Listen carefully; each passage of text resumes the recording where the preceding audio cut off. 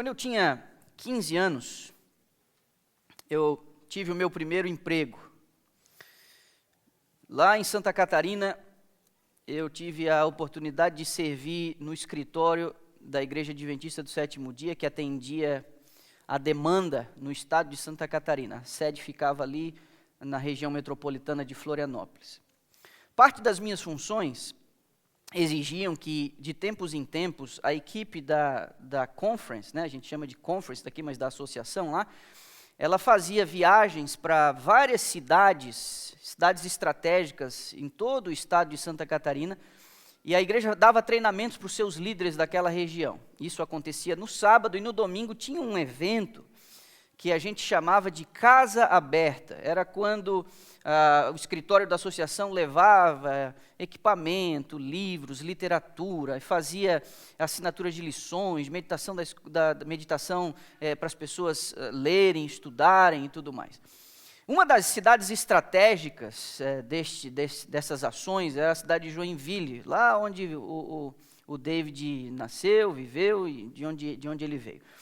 E na escola em que o David estudou, chamada Escola Dom Pedro II, normalmente era o lugar maior lá, nesse ginásio da escola se fazia esse evento. Aí a igreja sempre chamava um cantor, e a época ali, final da década de 90, 20 e poucos anos atrás, você tinha Luiz Cláudio, você tinha Alessandra Samadello, você tinha o Arte Trio, alguns desses grupos e pessoas que alguns de nós temos uma certa familiaridade, né? Eu não vou falar mais o nome de outros cantores, porque o que eu vou dizer agora pode entregar e eu não posso entregar.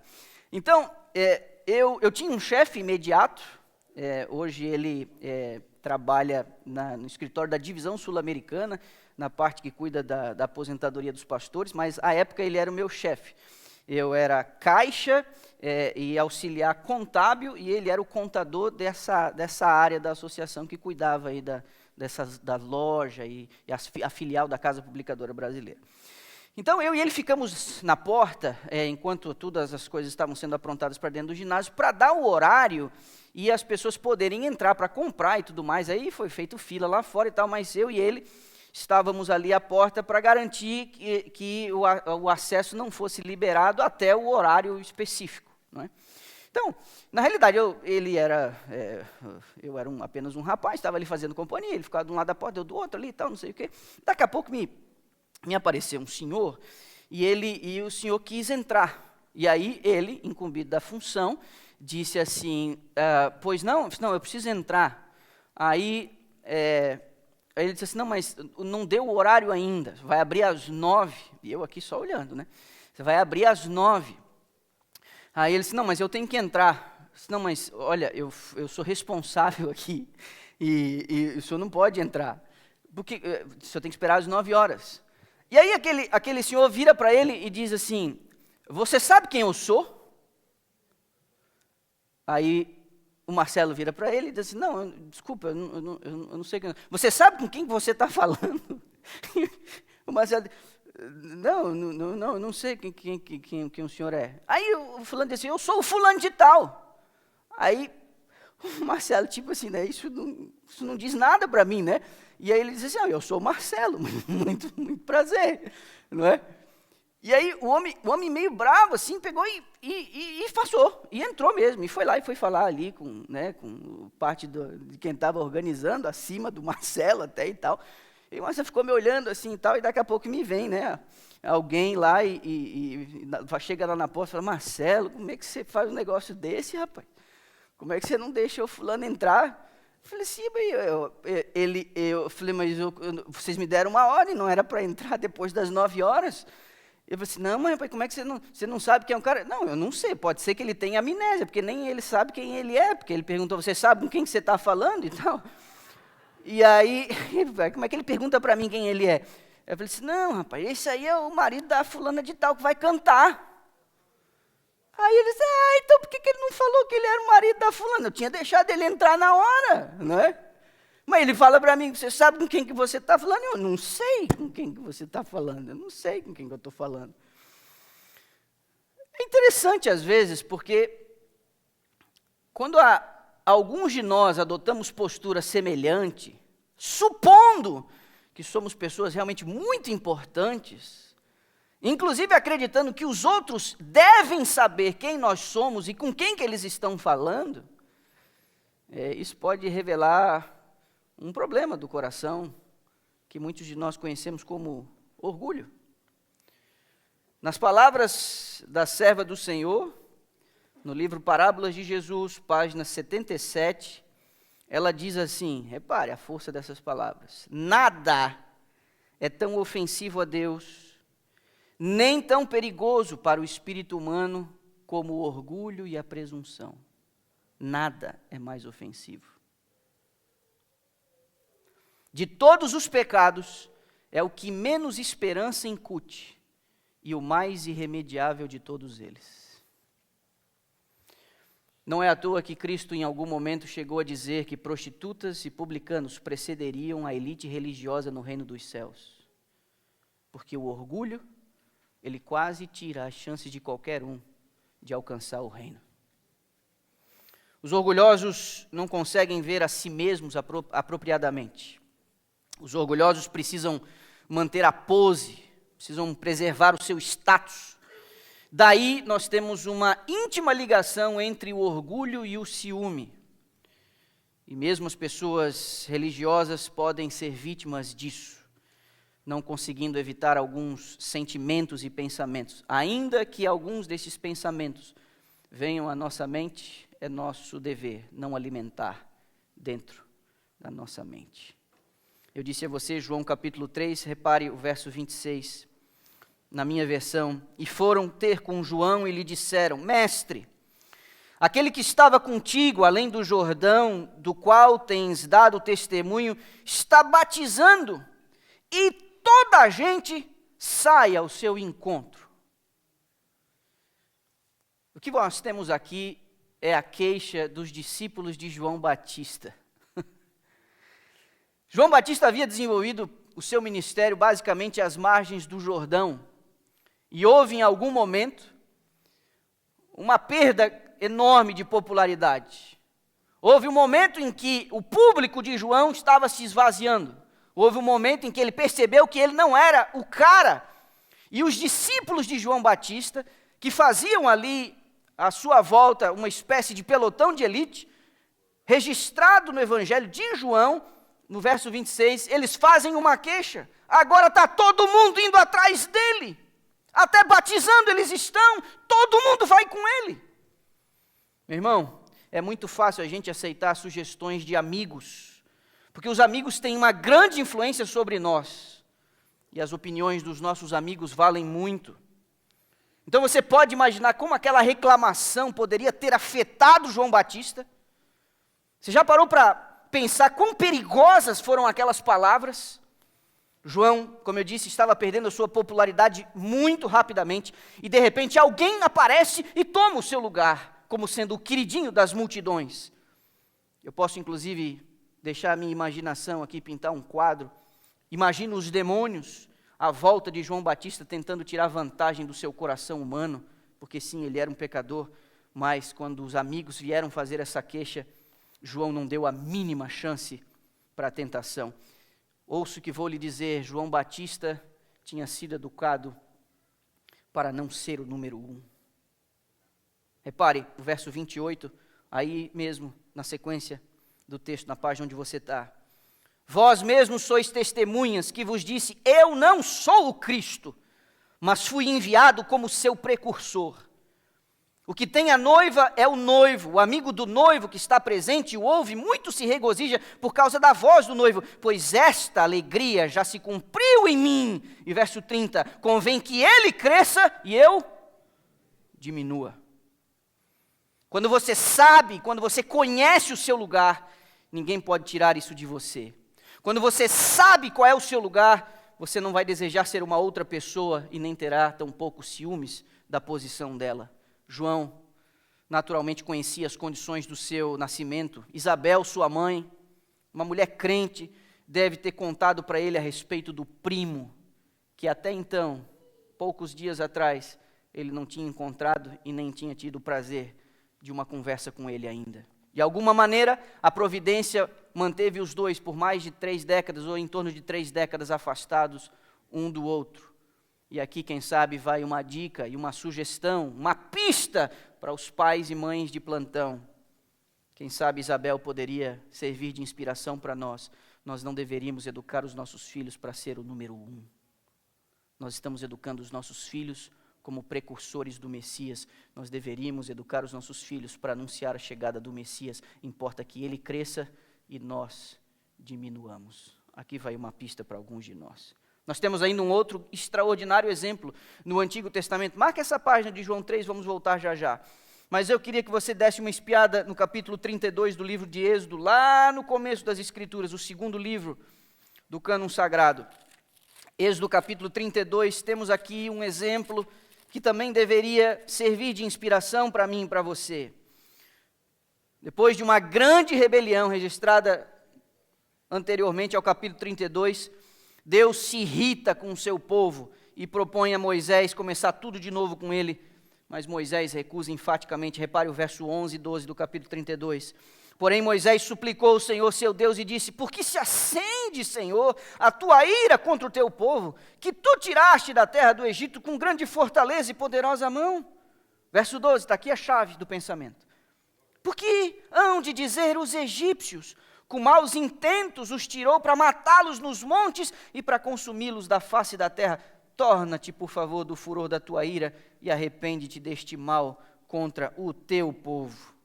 Minha pergunta para você aqui, meu irmão: quantos de nós deixaríamos passar uma chance dessa? É o próprio Deus entregando de mão beijada: está aqui, eu estou dando a chance de você ser um cara muito famoso. Devo lembrar a você que havia uma fórmula para que houvesse a identificação. Era o Deus. Que Deus era esse? O Deus de Abraão, o Deus de Isaac e o Deus de Jacó. Mas os seus descendentes fazem um vexame desse, em pleno deserto, depois de poucas semanas saindo do Egito, tendo atravessado o mar e vendo Deus chicotear cada uma das divindades pagãs do Egito, e agora eles resolvem construir um bezerro de ouro e voltar dizendo: eis que os nossos deuses nos conduzirão no caminho de volta para o Egito, porque a gente não devia nem ter saído de lá. Deus ficou muito chateado. E deixa eu dizer aqui para você, muitas vezes Deus expressa sentimentos em linguagem humana para que a gente possa ter uma pista do que Ele está tentando comunicar. Mas os sentimentos de Deus, eles estão longe do que são os nossos sentimentos no que diz respeito ao comprometimento moral na expressão dos seus sentimentos. Deus se ira, mas Deus não é que nem eu e você. A ira de Deus se acende, mas não é que nem eu e você. Mas em linguagem humana, no vocabulário humano, Deus está tentando dizer: eu levei esse negócio muito a sério, isso me chateou. E agora vem Moisés. E por que Deus se manifesta assim? Porque Deus precisa sublinhar o caráter do líder. Deus precisa inspirar outros que deveriam liderar o seu povo ao longo de todas as eras para dizer: olha para esse líder aqui, porque esse líder vale a pena ser imitado. E as virtudes e os defeitos de Moisés estão registrados nas Escrituras, servindo como baliza, como guia para mim e para você. A pergunta é, Deus dá de mão beijada para ele: Moisés, a partir de agora, você, quem sabe, será tão famoso que as pessoas não dirão mais Deus de Abraão, de Isaac e de Jacó, mas o Deus de Moisés. Não. Quem sabe alguns de nós não deixaríamos passar uma chance como essa? Alguns de nós estamos vendendo a nossa alma por fama, dinheiro, poder. E isso revela quão pobres nós somos. Vá ao Novo Testamento, agora a primeira carta à igreja de Corinto, capítulo 1, bem ali. No início, já nas primeiras tratativas, o apóstolo Paulo também precisou enfrentar uma situação, no mínimo, interessante, muito desafiadora. Quanto você acha? Primeira carta de Paulo aos Coríntios, capítulo 1. Às vezes, meus irmãos, as pessoas agem como torcida organizada, mesmo na igreja. Às vezes parece que temos torcida organizada. E uma disputa estranha surgiu no seio da igreja em Corinto. E Paulo precisou enfrentá-la. E olha as palavras, e olha o jeito que o apóstolo resolveu lidar com a situação. Verso 12 e 13 do primeiro capítulo, lemos: refiro-me ao fato de cada um de vós dizer: eu sou de Paulo, e eu de Apolo, e eu de Cefas, e eu de Cristo. Ó a pancada agora. Acaso Cristo está dividido? Foi Paulo crucificado em favor de vós? Ou fostes, porventura, batizados em nome de Paulo? Mesmo sendo um homem influente, Paulo não deu a mínima chance para alguém pensar que ele era importante. Estava uma briguinha, uma disputinha na igreja. Tinha a turma de Paulo, tinha a turma de Apolo, tinha a turma de Pedro, tinham outros mais focados em Cristo. Aí Paulo escreve a carta e vai dizer, vocês tomem vergonha. Que negócio é esse Paulo, Apolo, Pedro, Cristo? E por acaso agora Paulo foi crucificado por vocês? Por acaso agora tem que ter time meu, torcida minha? Entenda, Paulo não está puxando a brasinha para a sardinha dele. E aqui, meu irmão, primeira carta à igreja de Corinto, aqui fica uma lição para mim e para você. Tem muitos de nós que gostamos de dizer, eu sou do pastor tal, eu sou do pastor tal. Pá, tome vergonha. E nós viemos à igreja agora por causa do pastor, é? E agora é o pastor agora que vai redimir nossa alma, é? Que vai salvar a gente, é? Não permita, meu irmão, que ninguém puxe você para lado nenhum, sabe por quê? Porque nós não temos lado. Nós só temos Cristo. Ele é a única coisa que nós temos. Paulo tinha uma visão muito clara de quem ele era. Ainda que fosse importante, um pilar da igreja cristã, Paulo sabia quem ele era. Às vezes as pessoas têm que ajudar a gente a entender quem a gente é. De vez em quando a gente tem que tomar um chá de te liga, um acorda meu filho. Você sabe que amanhã, 17 de janeiro, faria 79 anos um camarada chamado Cassius Clay. Diz alguma coisa isso para você? Para muitos não, só para os mais atentos ao esporte do boxe. Esse camarada trocou o seu nome na sua conversão ao islamismo para Muhammad Ali. Agora diz alguma coisa para você? Quem sabe uma das figuras mais interessantes do século XX, famoso por algumas das suas declarações e também muito conhecido por sua autoconfiança, por sua empáfia, não é? Diz aí, numa das suas biografias não autorizadas, que ele tomou um voo aqui interno nos Estados Unidos, de uma cidade para uma outra cidade, um voo comercial, estava de alguma maneira ali na primeira classe, quando a comissária de bordo, ela disse, por favor, nós estamos prestes a decolar e eu preciso que você coloque os seus cintos. Coloque seu cinto de segurança. E Muhammad Ali virou para a aeromoça e falou, minha filha, eu não vou botar o cinto. O senhor precisa colocar o cinto. Por que o senhor não quer colocar o cinto? E ele vira para ela e diz assim, porque super-homem não precisa de cinto de segurança. Ela vira para ele, então, o senhor não precisa de avião, o senhor pode ir voando por si mesmo. Às vezes, eu e você precisamos que alguém nos ajude a compreender quem de fato nós somos. Para a gente entender qual é a nossa verdadeira identidade. Repito a você, nós não temos lado, nós só temos Cristo. Paulo entendia isso e não deu bola para a torcida.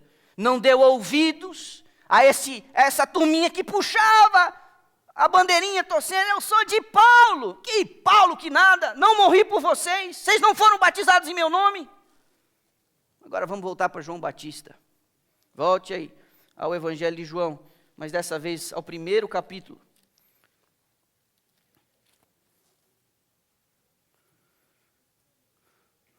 Quando o ministério de João Batista começou a ganhar uma dimensão e começou a chamar muito a atenção, a elite religiosa em Jerusalém mandou um pessoal para ir falar com ele lá às margens do Jordão. E esse pessoal chegou lá numa comitiva cheia de pompa para falar com ele, porque ele arrastou as multidões para a beira do rio e lá com o dedo em riste dizia, olha, é melhor vocês organizar a vida de vocês. É melhor vocês parar de roubar, é melhor vocês parar de mentir, e é melhor que vocês se arrependam e sejam batizados. Isso causou um reavivamento. De fato, a religiosidade, a espiritualidade foi muito despertada pelo ministério de João Batista, e esse de fato era o seu papel, porque o Messias estava para chegar e o caminho precisava ser aplainado. Então essa comitiva chega lá, e os líderes religiosos queriam saber quais eram as intenções de João Batista e quem de fato ele era. A resposta de João foi surpreendente. Repare verso 19 em diante do primeiro capítulo de João, lemos: Este foi o testemunho de João, quando os judeus lhe enviaram de Jerusalém sacerdotes e levitas para lhe perguntarem: quem és tu? Verso 20, ele confessou e não negou, confessou: eu não sou o Cristo. Então lhe perguntaram: quem és, pois? És tu Elias? Ele disse: não sou. És tu o profeta? Respondeu: não. Disseram-lhe, pois: declara-nos quem és, para que demos resposta àqueles que nos enviaram. Que dizes a respeito de ti mesmo?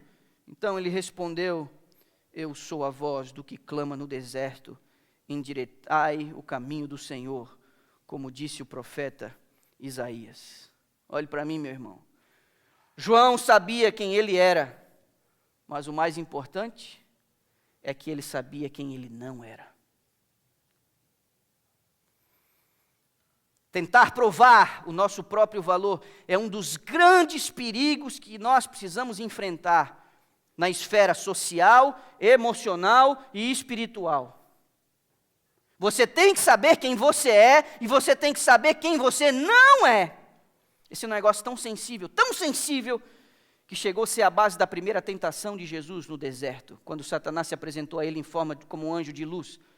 O assunto ali do apetite estava em jogo, depois de 40 dias sem comer e sem beber nada, mas a base da tentação, que desafiava os princípios mais elementares de um ser humano, que é a preservação da própria vida, a base da tentação foi: prove quem você é, prove do que você é capaz.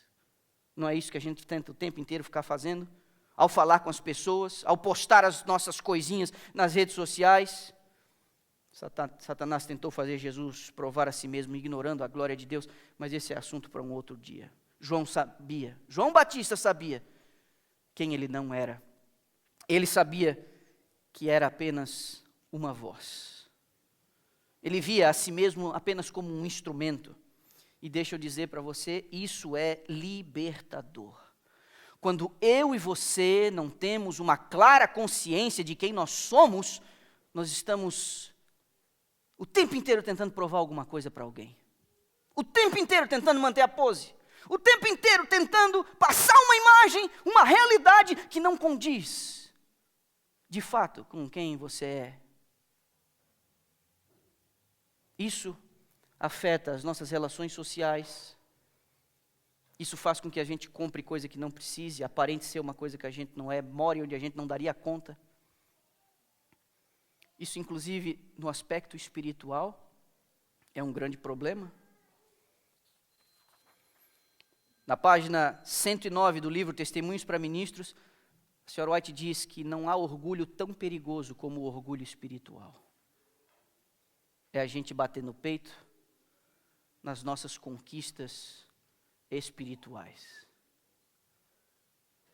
Já fiz tanta coisa, já fundei igreja, já ajudei a construir não sei o quê, já jejuo toda semana, nunca falhei no dízimo, sou vegetariano restrito, não bebo isso, durmo não sei quantas horas por noite. Irmão, tudo isso aqui, essa lista toda que eu fiz, é tudo coisa que a gente devia fazer. Mas bater no peito e se orgulhar disso é ridículo, é patético. Nada mais perigoso do que o orgulho espiritual. E a gente fica tentando se recomendar. A gente precisa se libertar dessas coisinhas, meu irmão. Porque a gente tem que se livrar dessas amarras. Amarras dos julgamentos alheios, as amarras das injustiças, as amarras da insegurança. O tempo inteiro tentando provar alguma coisa para alguém. Somente aqueles que possuem uma identidade em Cristo podem ser realmente livres. O que te define não é quanto dinheiro você tem. O que te define não são os teus diplomas. O que te define não é o teu trabalho. O que te define não é a tua profissão. O que te define não é o que você já tenha feito em favor de alguém. O que te define é a tua identidade em Cristo. É a tua identidade em Cristo que te define. E aí, aqui é tudo farinha do mesmo saco. Perdidos, carentes da glória de Deus, necessitando de sua graça. E um dia serão salvos unicamente pelos méritos daquele que morreu na cruz do Calvário. Isso é que nos define. Livre-se das suas comparações. Livre-se dessa ideia inflacionada que você tem de si mesmo, achando que você é o último biscoitinho no pacote, a última aguinha Perrier no deserto. Livre-se disso, meu irmão. Quando eu estava no 2º ano da faculdade de teologia, pode ser que eu tenha contado isso para alguns de vocês em algum momento, mas vale a pena eu dizer aqui. Como vocês sabem, para pagar a faculdade eu vendia livros nas férias. E eu tenho muitas histórias dessas. Não é? Muitas histórias. Mas ela é curiosa. Não tanto pelo que ela representou financeiramente para mim, mas por uma grande lição espiritual que eu aprendi. Inclusive, isso aconteceu exatamente nas férias em que eu quebrei a perna, que tem causado esses problemas todos e vai me levar a essa nova cirurgia aqui. No início daquelas férias, eu fui para uma cidade no extremo oeste de Santa Catarina, próximo com a divisa com o Rio Grande do Sul e a Argentina, bem lá no finalzinho do estado. 2 cidades tinham sido separadas para eu trabalhar, vendendo livros de porta em porta. Nenhuma das 2 cidades tinha presença adventista, assim eu não pude contar com a ajuda da igreja ou de algum irmão da igreja. Então a prefeitura conseguiu um lugar para eu dormir, para eu poder passar lá aquelas semanas que eu ficaria nas férias. Eu dormi em 3 lugares diferentes. Os primeiros dias eu fiquei na casa paroquial. Lá, à época, na igreja católica, você tinha ali 3 ou 4 padres que cuidavam de toda aquela paróquia, e eles me abrigaram ali nos primeiros dias. Depois, por limitações, a prefeitura me alocou no destacamento da polícia militar. Então, quando você tem os policiais de plantão, alguns ficam à frente trabalhando e outros no horário de descanso ficam nos quartinhos. Eles separaram um quarto daquele e ali eu fiquei uma boa parte das férias. E na última sessão eu fiquei numa casa familiar rural com estudantes que eram do interior, que vinham estudar durante a semana e voltavam no final de semana para a roça junto com seus pais. Então eu só naquelas férias tive que me mudar 3 vezes. O que aconteceu no início daquelas férias foi muito interessante.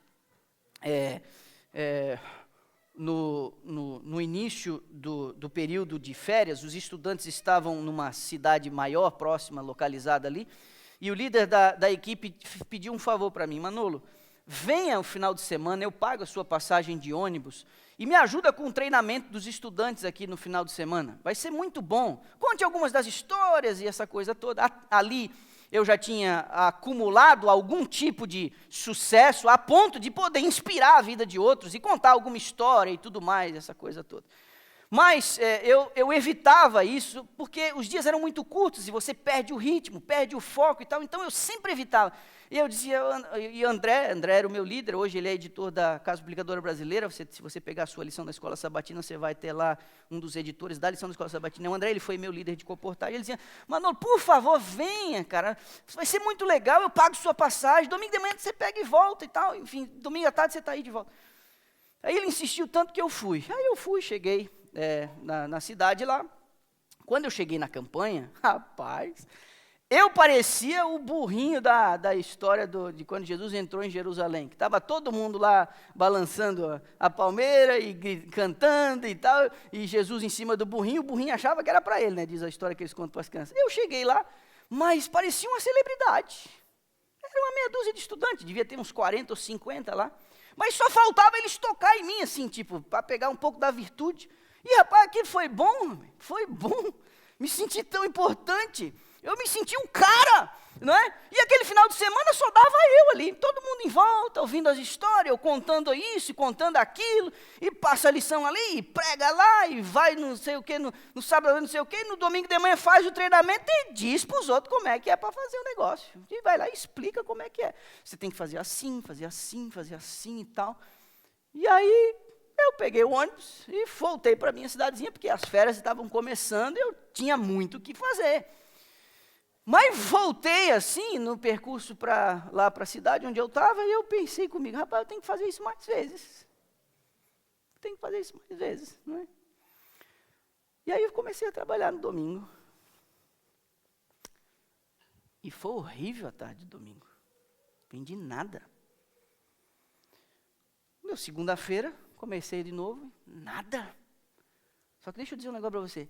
Mesmo no primeiro dia que eu saí para vender, 2 anos antes, nunca eu tinha passado um único dia sem vender nada. E já era o segundo que eu não tinha vendido nada.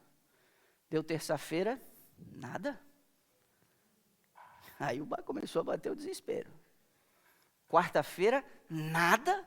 Aí já liga para a mãe e diz, olha, eu vou ter que sair daqui, porque isso aqui estou dando murro em ponta de faca, isso aqui não vai dar certo não.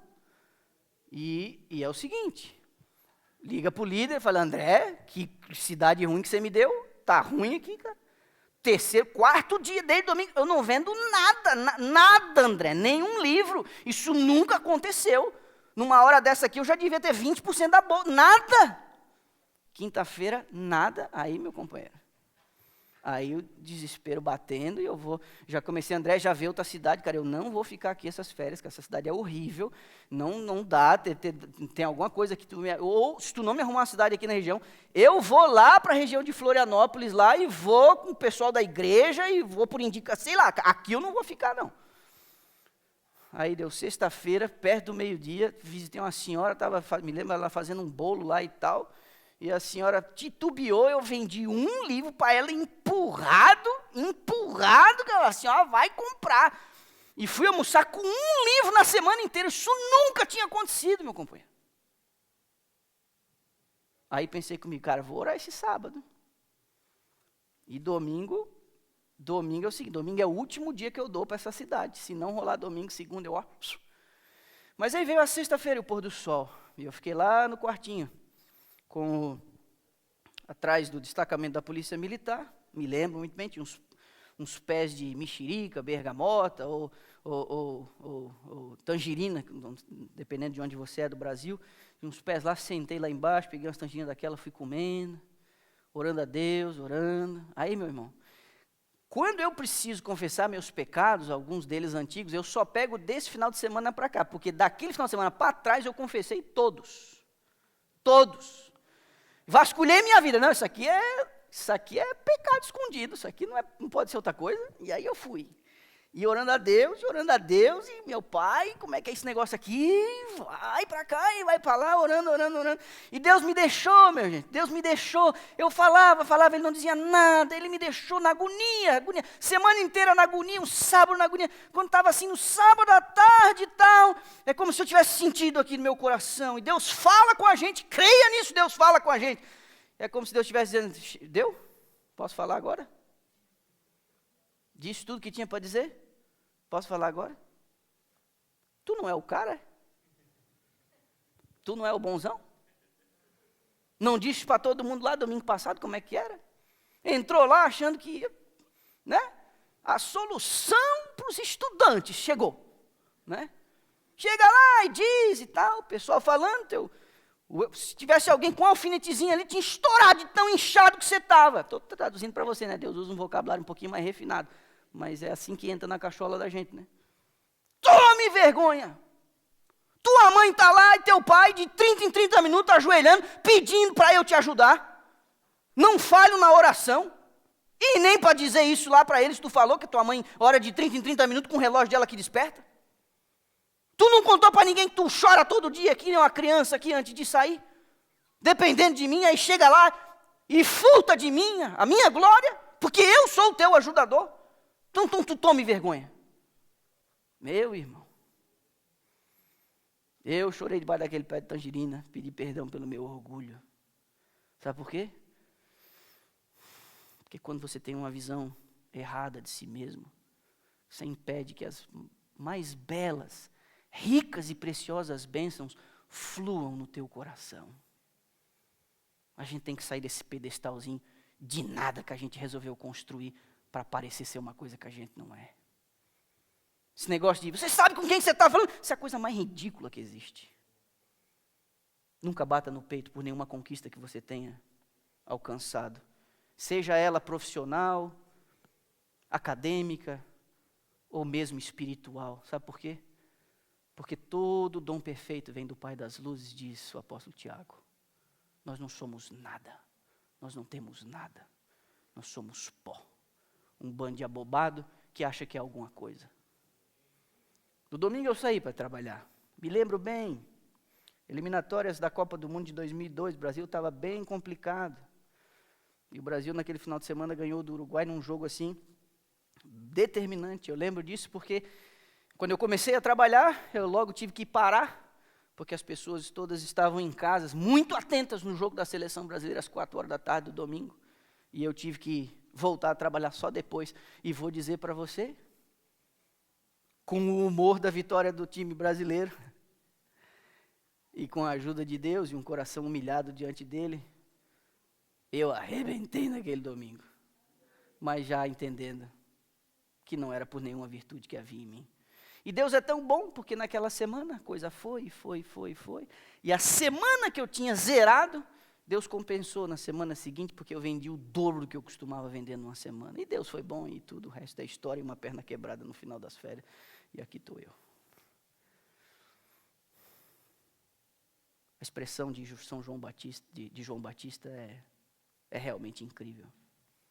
Importa que ele cresça e eu diminua. Não saia da igreja hoje sem dizer isso a si mesmo, sem acreditar e sem rogar a ajuda de Deus para que você viva essa verdade. Por quê? Nós somos apenas uma voz. Que Deus nos abençoe.